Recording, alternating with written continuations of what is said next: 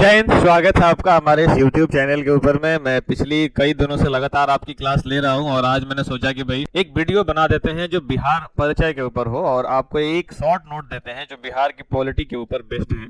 Exam के point of view से बहुत इंपॉर्टेंट है और काफी ज्यादा हमने इसको डिजाइन किया है आपके लिए। इसका पीडीएफ हमारे डिस्क्रिप्शन में मिल जाएगा, वहां से जाकर डाउनलोड कर लीजिएगा, रिवीजन कर लीजिएगा। वो आपके ऊपर निर्भर करता है कि आप कितना इस पर काम करते हैं। मैंने अपना 100% दिया है इसको करने के लिए, इसको बनाने के लिए। बाकी आप भी जब इस वीडियो को देखें तो अपना 100% दो। चलिए समय को बिना गवाए वीडियो की शुरुआत करते हैं। जैसा कि अभी आप स्क्रीन पर देख पा रहे हैं, बिहार की राज्य व्यवस्था की बात की जा रही है और बीपीएससी की प्रीलिम्स और मुख्य परीक्षा के लिए बड़ा इंपॉर्टेंट है। तो आप चाहे प्री दे रहे हो या मेंस दे रहे हो, प्री के अनुसार ही बहुत इंपॉर्टेंट है। कुछ मैंने बीपीएससी को टारगेट किया है स्पेशल। आइए मैं आपको बिहार के कुछ व्यवस्था को बताता हूँ। इसमें हमारा राज्य कार्यपालिका है जिसको हम अकाउंट्स एग्जीक्यूटिव कहते हैं। इसमें कौन कौन आते हैं? राज्यपाल आते हैं, मुख्यमंत्री आते हैं, मंत्रिपरिषद और महाधिवक्ता की संवैधानिक शक्तियां और उनकी भूमिकाएं आती हैं। राज्यपाल संवैधानिक स्थिति एवं नियुक्ति की बात करोगे तो संवैधानिक प्रावधान क्या है? 153 प्रत्येक राज्य के लिए एक राज्यपाल होगा। ये 7वें संविधान संशोधन द्वारा एक ही व्यक्ति दो अलग अलग राज्यों के राज्यपाल बन सकते हैं। ये हमारा 7वां संविधान संशोधन में ये कहा गया,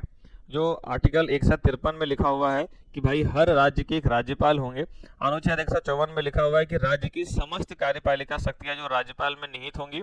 155 में लिखा हुआ है कि नियुक्ति राष्ट्रपति द्वारा केंद्रीय मंत्रिमंडल की सिफारिश पर की जाएगी। यानी राज्यपाल की नियुक्ति जो है वो कौन करते हैं मेरे भाई?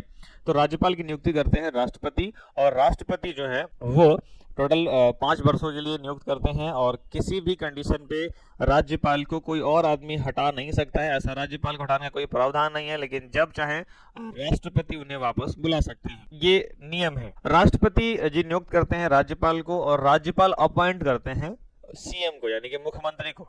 राज्यपाल होने के लिए उस राज्य की मेंबर नहीं होना चाहिए जिस राज्य के राज्यपाल आप बनने जा रहे हैं। आप किसी पार्टी के मेंबर नहीं होने चाहिए अगर राज्यपाल बन रहे हैं तो। बिहार के संदर्भ में कुछ तथ्य हैं जिसमें प्रथम राज्यपाल स्वतंत्रता पूर्व यानी कि सर जेम्स डेविड शिफ्टन जो 1936 में हुए थे, और ये स्वतंत्रता के पहले राज्यपाल जो हुए हैं वो जय राम दास दौलत राम, जो कि 1947 से 1948 में रहे हैं। तो अगर आपसे कोई पूछ ले कि भाई प्रथम राज्यपाल, तो सर जेम्स डेविड, और स्वतंत्र बिहार का पहला राज्यपाल तो जयराम दास जो दौलत राम जिनको बोलते हैं।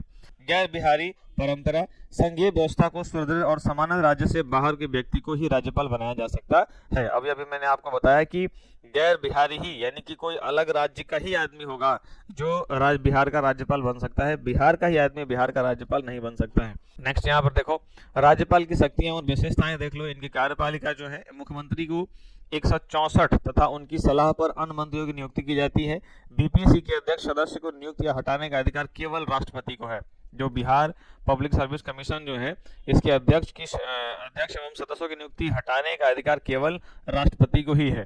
विधायक शक्तियां की बात करोगे, सत्र आहूत करना, सत्रावसान करना और विधानसभा को भंग करना अनुच्छेद 213 के तहत अध्यादेश जारी करके असाधारण शक्ति जब विधानमंडल सत्र में ना हो, यानी कि विधान अगर भंग करने की बात करोगे तो 213 के थ्रू भंग किया जा सकता है। न्यायिक शक्तियां 161 की बात करोगे आप, तो राज्य सूची के विषयों के विरुद्ध अपराध के लिए दंड को क्षमा, प्रति विलंबित, प्रविलंबित, विराम या परिहार करने की शक्ति, मृत्युदंड क्षमा करने की शक्ति केवल राष्ट्रपति को है। राज्यपाल सजा को एक्सटेंड कर सकते हैं, लेकिन राष्ट्रपति की तरह ये सजा को क्षमा नहीं कर सकते हैं। इनका काम है सिर्फ एक्सटेंड कर देना। किसी को बचा सकते हैं लेकिन कंप्लीटली माफ नहीं कर सकते हैं। माफ इनसे नहीं होगा, इनके अधिकार से बाहर आता है। न्यायिक शक्तियां की बात करोगे तो मैंने बता दिया कि अपराध के लिए दंड को क्षमा, विलंबन यानी कि उसको एक्सटेंड कर देना, विराम कर देना या परिहार करने की शक्ति, बट मृत्यु दंड को क्षमा करने की शक्ति केवल किसके पास है? राष्ट्रपति के पास है।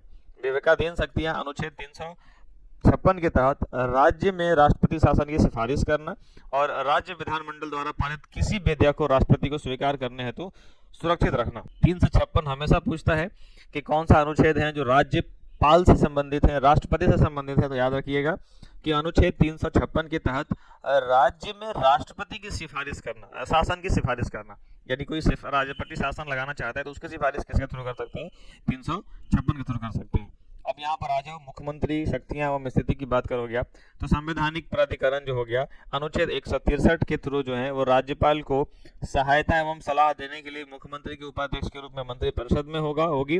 154 के तहत जो है मुख्यमंत्री की नियुक्ति राज्यपाल द्वारा की जाएगी, विधानसभा में बहुमत दल का नेता। अभी मैंने आपको बताया कि राज्यपाल को जो है वो राज्यपाल को तो राष्ट्रपति लाते हैं, लेकिन राष्ट्रपति जो होते हैं वो चुनाव की प्रक्रिया में आते हैं, उसकी कहानी एक अलग है, मैं उसके बारे में कभी बता दूंगा।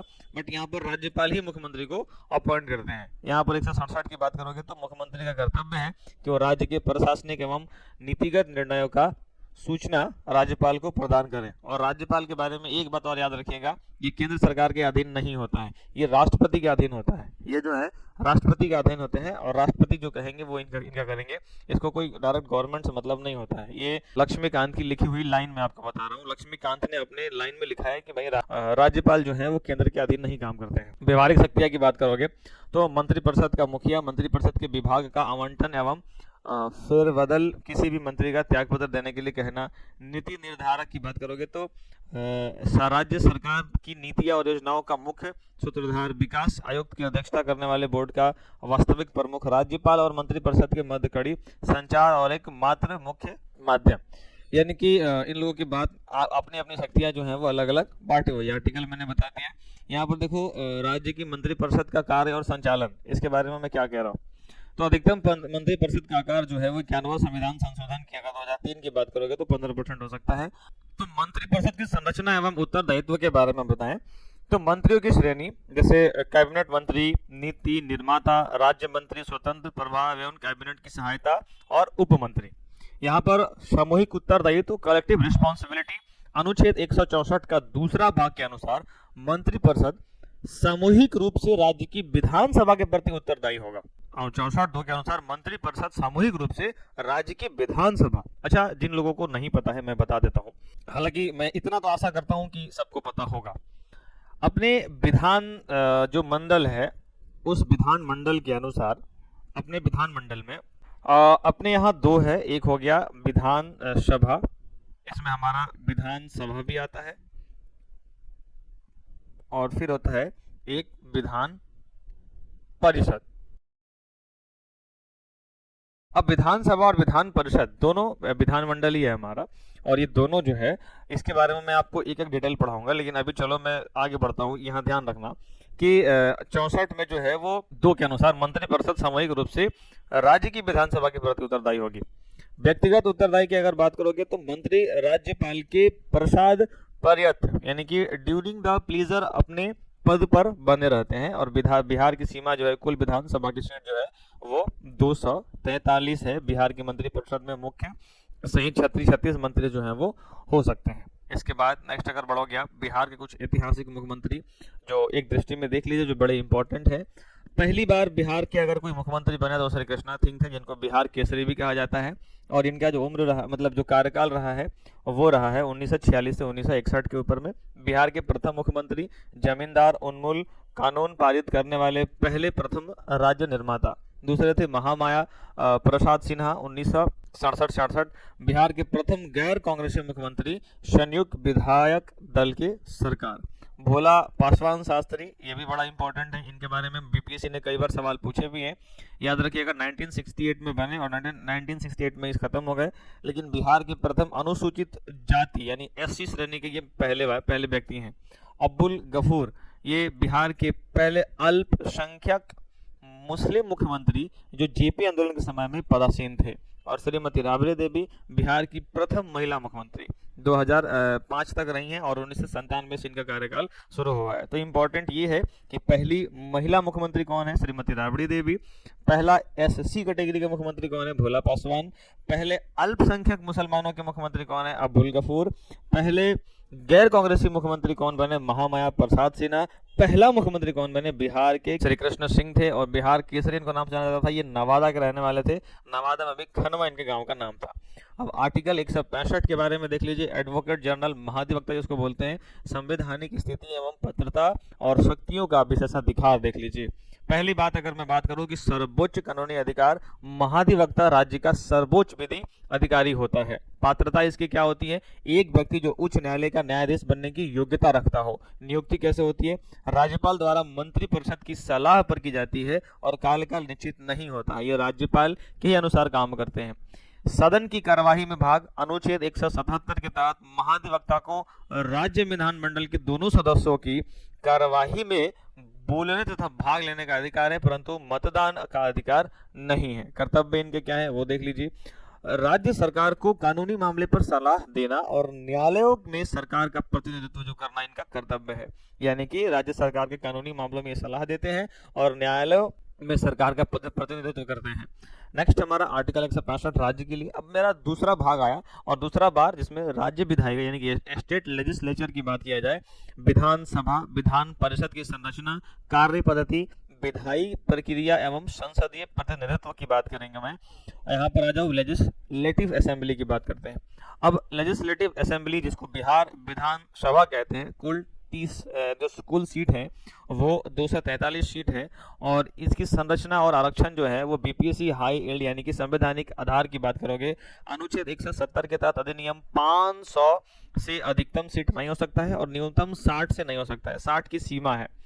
बिहार विधानसभा में वर्तमान में 243 निर्वाचित सदस्य हैं। न्यूनतम 60 सदस्य एक संवैधानिक आधार होना चाहिए और आरक्षण विन्यास जो अनुसूचित जातियां एससी के लिए 38 सीटें आरक्षित हैं, अनुसूचित जनजाति के लिए आरक्षित 2 सीटें हैं और कटोरिया एवं मनिहारी की बात करोगे। कार्यकाल में हो गया सामान्यतः 5 वर्ष, आपातकालीन के समय संसद कानून द्वारा इसे एक वर्ष के लिए बढ़ाया जा सकता है। तो टोटल बिहार की विधानसभा सीटें कितने, 243 है। मैक्सिमम कितना हो सकता है, 500, मिनिमम कितना हो सकती है 6 आर्टिकल कौन के थ्रू, तो भाई 170 के थ्रू ऐसा नियम है।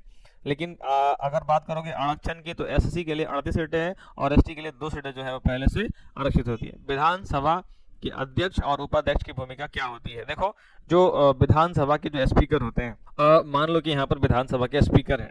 अब यदि विधानसभा के जो है अगर कोई स्पीकर है तो स्पीकर की नियुक्ति और सदन का संचालन, नियमों की व्याख्या करना, सदन के अनुशासन स्थापित करना, निर्णायक यानी कि कास्टिंग वोट सामान्यतः मतदान नहीं करते किंतु पक्ष विपक्ष जब बराबर हो जाएगा, जब पक्ष विपक्ष बिल्कुल बराबर हो जाएगा उस वक्त ही स्पीकर बोल सकते हैं और वो भी 189 अनुच्छेद के तहत ही बोल सकते हैं। अगर 189 की बात करोगे तो ये स्पीकर के लिए होता है और स्पीकर तब होता है जब दोनों पक्षों का एकदम बराबर हो और इन्हीं के वोट से निर्णय होता है कि क्या होने वाला है आगे। दल बदल पर निर्णय, 10वीं अनुसूची के तहत सदस्यों की अयोग्यता पर अंतिम निर्णय लेने का अधिकार प्राप्त होता है। इनके कुछ विशेष विधि और अधिकार के बारे में जान लीजिए।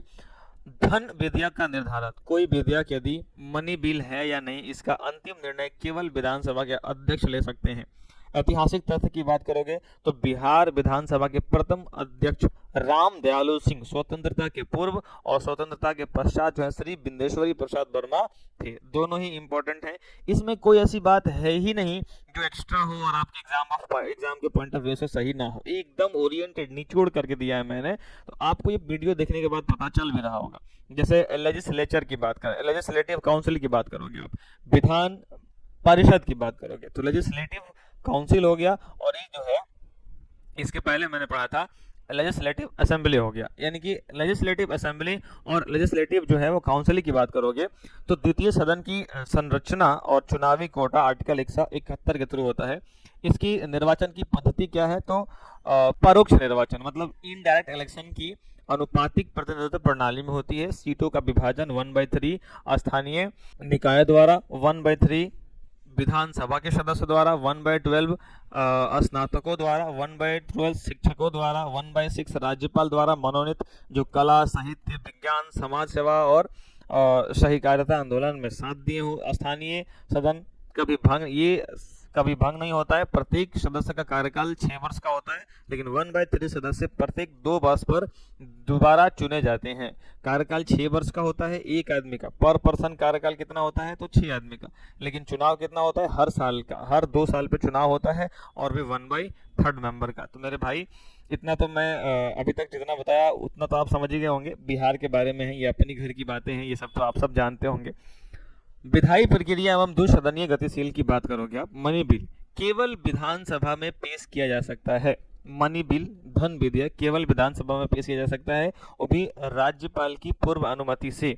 विधान परिषद धन विधेयक को अधिकतम केवल 14 दिन तक रोक सकता है, उसके बाद उसे स्वतः पारित करना पड़ जाता है। यहाँ पर साधारण विधेयक की बात करोगे, किसी भी सदन में पेश किया जा सकता है और गतिरोध की स्थिति में राज्य विधानमंडल की संसद की तरह संयुक्त यानी कि ज्वाइंट सेटिंग का प्रावधान नहीं है और अधिकतम शक्ति विधान सभा में ही निहित होती है। मतलब ये सेंट्रल की बात अलग है, लेकिन यहाँ राज्यों में अधिकतम जो है वो शक्ति जो है वो विधानसभा के पास ही होती है। विधेयक की विफलता की अगर बात करोगे, यदि विधान परिषद किसी साधारण विधेयक को स्वीकार कर दें तो विधानसभा इसे दोबारा पारित कर सकती है और द्वितीय बार विधान परिषद इसे केवल 1 माह, कुल 4 माह, 4 प्रथम बार और 3 माह द्वितीय बार तक रोका जा सकता है। यही इसका नियम है। अंतिम चरण, दोनों सदनों को पारित होने के पश्चात राज्यपाल के हस्ताक्षर द्वारा विधेयक अधिनियम बन जाता है। तो ये हमारे 2 सदनीय गतिशीलता है, इसके बारे में मैंने कुछ बता दिया। देखो अब यहाँ पर बढ़ते हैं। बिहार के केंद्रीय सदन की प्रतिनिधित्व की बात करोगे, जैसे लोअर हाउस, अपर हाउस, जिसको हम लोकसभा और राज्यसभा कहते हैं, ये केंद्रीय सांसद में प्रतिनिधित्व जो करते हैं वो देखो।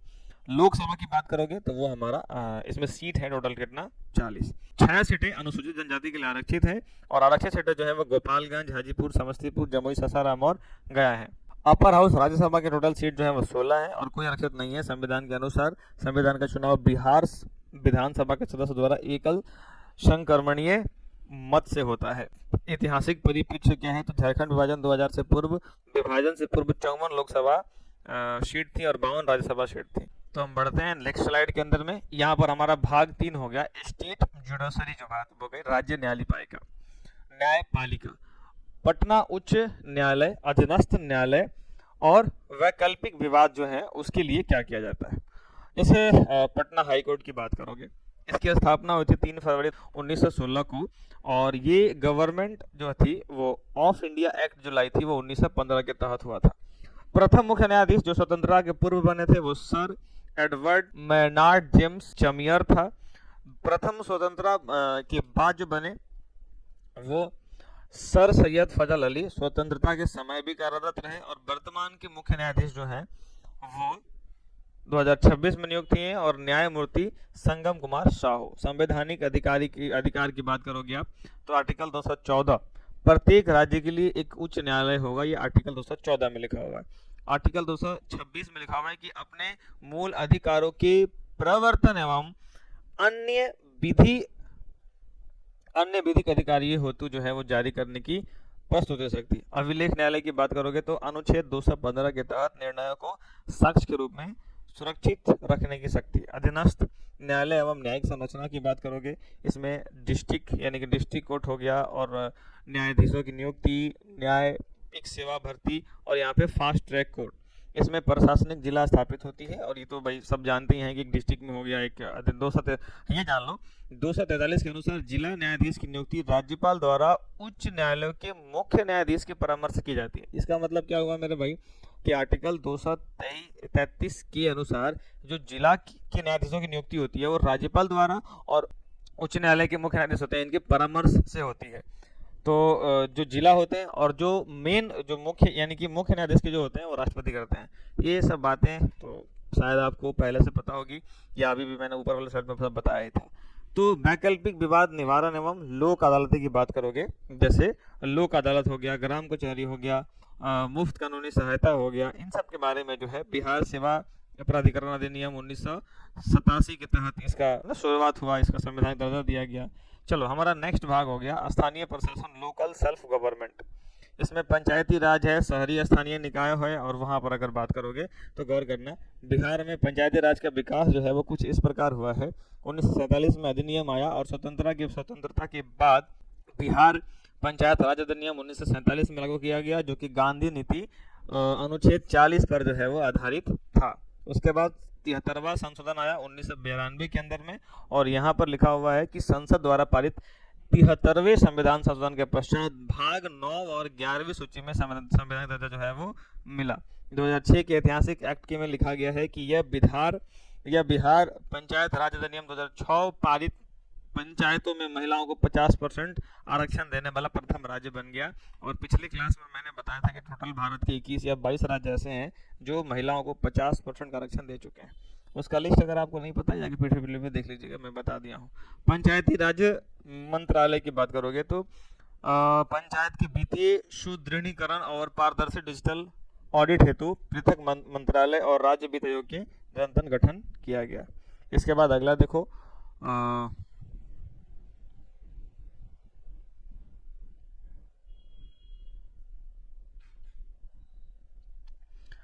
त्रिस्तरीय पंचायती राज संरचना है ना, 3 टियर पीआरआई। अब ये क्या है इसको पहले समझिए आराम से। जैसे यहाँ पर लेवल दिया हुआ है, यहाँ बॉडी दिया हुआ है, यहाँ हेड दिया गया है, यहाँ सेक्रेटरी दिया गया है और यहाँ की फंक्शन दिया हुआ है। अब ये निम्न स्तर, मध्यवर्ती स्तर और शीर्ष स्तर, यानी कि ग्राम स्तर, ब्लॉक स्तर और जिला स्तर, ये तीनों अलग अलग है। अब यहाँ पर जो ग्राम स्तर होते हैं उसके बॉडी कौन होते हैं, ग्राम पंचायत, और उसके अध्यक्ष कौन होते हैं, मुखिया होते हैं, और सेक्रेटरी कौन होते हैं, तो जो पंचायत सेक्रेटरी होती हैं वो होते हैं पंचायत सचिव की बात करोगे। इनका कार्यदायित्व क्या होता है, तो भाई स्थानीय गलियां, पेयजल, नली, मनरेगा और समाज कल्याणों की योजनाओं का एक क्रियान्वयन करते रहें, मतलब ये उनको रिन्यू करते रहें। पंचायत समिति की बात करोगे अगर, तो यहाँ पर इनकी हेड कौन होते हैं, तो प्रमुख होते हैं, और इनके सेक्रेटरी जो होते हैं वो प्रखंड विकास अधिकारी, जो बीडीओ जिसको बोलते हैं हम लोग। और ब्लॉक स्तर पर योजनाओं का समन्वय तथा ग्राम पंचायतों की बजट की समीक्षा जो है करना इनका मेन काम है। अब ये जिला स्तर पे क्या होता है, जिला स्तर पे बात करोगे तो जिला स्तर यानी कि जिला परिषद और इसके अध्यक्ष चेयरमैन होते हैं, और मुख्य कार्यपालिका पदाधिकारी जो होता है वो डीडीसी और डीईओ होता है। और यहाँ संपूर्ण जिले की विकास योजनाओं के निर्माण, पर्यवेक्षण एवं राज्य सरकार का रिपोर्ट जो है भेजना इनका कर्तव्य है। अगला हो गया अर्बन लोकल बॉडीज की बात करोगे तो जैसे नगरीय स्थानीय स्वशासन के लिए क्या क्या यहाँ पर अधिकार है, क्या क्या विशेषताएं हैं और उनकी आंकड़ों के अनुसार मैं बात करूंगा। तो देखो, बिहार विशेष तथ्य एवं आंकड़े की बात किया जाए तो पटना नगर निगम 15 अगस्त 1992 को पटना नगर निगम अधिनियम आया और 1991 के तहत हुई इस राज्य की प्राचीनतम और सबसे बड़ा नगर निगम है। महिला आरक्षण की बात करोगे तो बिहार नगर पालिका अधिनियम 2007 के तहत शहरी स्थान निकायों में महिलाओं को 50% आरक्षण दिया हुआ है। महिलाओं की अगर मैं बात करूं तो यहाँ पर संवैधानिक आरक्षण एवं संरचना की बात करोगे तो 74वें संविधान संशोधन भाग 4A 12वीं और अनुसूची 18 विषय के माध्यम से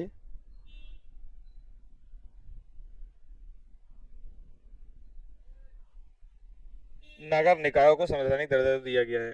और यहाँ पर त्रिस्तरीय शहरी निकाय क्या है, तो भाई नगर निगम, नगर परिषद और नगर पंचायत।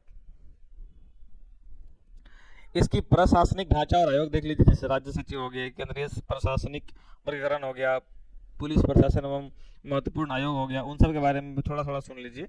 यहाँ पर बोल रहा है जैसे राज्य सचिवालय एवं मुख्य सचिव का कार्यालय जो है, सेक्रेटरी हो गए, चाहे चीफ सेक्रेटरी हो गए। चीफ सेक्रेटरी किसको बोलते हैं, जो सर्वोच्च सिविल सेवक राज्य के प्रशासनिक पदानु कर्म में सर्वोच्च पद एवं संपूर्ण राज्य सिविल सेवा का प्रमुख होते हैं। मुख्य सलाहकार कौन होते हैं, तो मंत्री, मुख्यमंत्री की प्रधान प्रशासक सलाहकार के रूप में। और वर्तमान जो मुख्य सचिव होते हैं वो अभी जो है वो श्री पैयत अमृत 1 सितंबर 2025 को नियुक्त हुए हैं। तो बिहार एवं प्रादेशिक एवं क्षेत्रीय प्रशासन की अगर बात करोगे, देखो पहले आता है डिवीजन, डिस्ट्रिक्ट, सब डिवीजन और फिर हो गया सीडी हो गया। इसमें प्रशासनिक इसकी पूरी वो है, मतलब इस तरह से लोग काम करते हैं। और बिहार प्रशासन अंतरिम सुरक्षा एवं ढांचा की बात करोगे तो सर्वोच्च अधिकारी क्षेत्रीय विभाजन, जिला स्तर और थाना स्तर पर ये अपना सुरक्षित लगाया हुआ रहता है। अब यहाँ पर अगर आ जाओगे कि संवैधानिक एवं संवैधानिक आयोग जो हो गया, इसके पास कौन कौन है, बीपीएससी है, आर्टिकल 315 के तहत संवैधानिक निकाय है। और यहाँ पर राज्य निर्वाचन आयोग सेक है, जो अनुच्छेद 243 के तहत पंचायत एवं नगर निकायों के संचालन हेतु जो है वो स्वायत्त संवैधानिक संस्थान करेगा। और राज्य वित्तीय आयोग जो है वो 243I के तहत 5 वर्षों के लिए गठन किया जाता है। ये सारे एग्जाम के पॉइंट ऑफ व्यू से आपको याद करने पड़ेंगे, कम से कम याद तो करना ही पड़ेगा, अदरवाइज कुछ नहीं हो सकता है। चुनावी राजनीति दल एवं जातिगत कारण हो गया। राजनीतिक इतिहास एवं दल, बहुदलीय व्यवस्था, बिहार की राजनीति एवं गठन सरकारों का एक लंबा इतिहास रहा है। प्रमुख राजनीतिक दल जो हो गया राष्ट्रीय Janata Dal RJD, Janata Dal United JDU, Bharat की जनता पार्टी बीजेपी और भारतीय राष्ट्रीय कांग्रेस आईएनएस के लोक जनशक्ति पार्टी बिला बहुत सारे लोग यहाँ पर इसके ऐतिहासिक दल बदल यहाँ पर होते रहता है। मतदान बिहार के प्रमुख निदान की बात करोगे अगर तो जाति आधारित जो है वो लंबवती, कास्ट एलिगेशन, विकासोन्मुखी राजनीति, हाल ही के दशक में सुशासन, महिला सशक्तिकरण, पंजाब आरक्षण और साइकिल योजना और बुनियादी ढांचे, सड़क, बिजली की योजना का थोड़ा महत्वपूर्ण जो है वो लिया गया है। हालांकि ये सब तो हमारे यहाँ शुरू से ही होते आ रहा है। यहाँ पर देखो अगला है बिहार में राष्ट्रपति शासन जो है वो टोटल अभी तक कितने बार लग चुका है, मुझे कमेंट में बताइएगा जरूर। तो यहाँ पर हिस्टोरिकल फैक्ट ये है कि अनुच्छेद 356 के थ्रू कुल 8 बार बिहार में लग चुका है और 29 जून 1968 बिहार प्रथम महामाया प्रसाद सिन्हा की सरकार गिरने पर उसे बिहार में राज्यपाल जो है विद्यानंद कानूनगो थे। बिहार के राज्यपाल विद्यानंद कानूनगो थे और वही उस वक्त लगे हुए थे। इस बार बिहार दरोगा में सवाल यहाँ से पूछा भी था। अंतिम बार लागू कार्यकाल जो है 7 मार्च 2005 और 24 नवंबर 2005 को यहाँ पर। तो अब यहाँ पर सुशासन एवं लोक अधिकार का 7 निश्चय, बिहार लोक सेवा आयोग का अधिकार अधिनियम इसके थ्रू, बिहार लोक शिकायत निर्वाचन अधिकार 2015 और सुलभ सुशासन 7 निश्चय 2020 से 25 और परीक्षा मंत्र। देखो मैंने थोड़ा सा लास्ट में आके जल्दी कर दिया क्योंकि वीडियो बहुत लंबा हो रहा था, तो मैंने सोचा कि भाई क्यों ना अभी छोड़ दिया जाए, फिर मैं आपको बाद में इसके बारे में कभी अच्छे से पढ़ा दूंगा। फिलहाल इस वीडियो को यहाँ तक देखने के लिए आपका बहुत बहुत धन्यवाद। अगर क्या कमी लगी मुझे कमेंट आउट करके जरूर बताइए ताकि मैं भी समझ पाऊँ कि भाई और मुझे अपने आप को बेहतर कैसे बनाना है। फिलहाल एक बार फिर से बहुत बहुत धन्यवाद, मिलते हैं नेक्स्ट वीडियो के अंदर।